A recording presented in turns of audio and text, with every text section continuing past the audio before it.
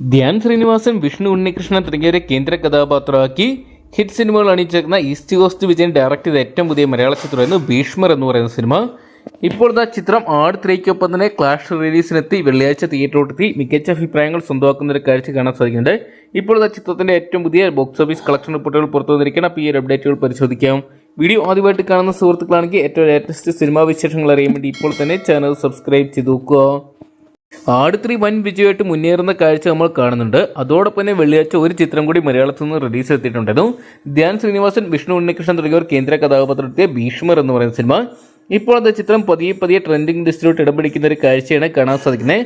ചിത്രം പ്രേക്ഷകരെ ചിരിപ്പിച്ചും ത്രില്ലടിപ്പിച്ചും വിഷ്ണു ഉണ്ണികൃഷ്ണൻ ധ്യാൻ കോംബോ തിയേറ്ററുകളിൽ കയ്യടി നിറയ്ക്കുന്ന ഒരു കാഴ്ചയാണ് കാണാൻ സാധിക്കുന്നത്. ഇപ്പോഴത്തെ ചിത്രത്തിന്റെ ഏറ്റവും പുതിയ കളക്ഷൻ റിപ്പോർട്ടും സൂചിപ്പിക്കുന്നത് അതുതന്നെയാണ്.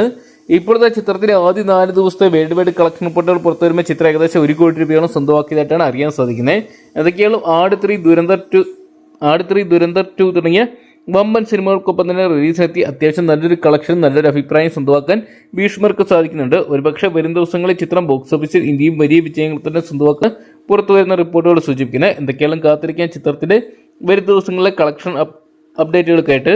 അപ്പോൾ ഭീഷ്മർ എന്ന് പറയുന്ന മലയാള ചിത്രം നിങ്ങൾ ഇതിനോടൊപ്പം തന്നെ കണ്ടിട്ടുണ്ടെങ്കിൽ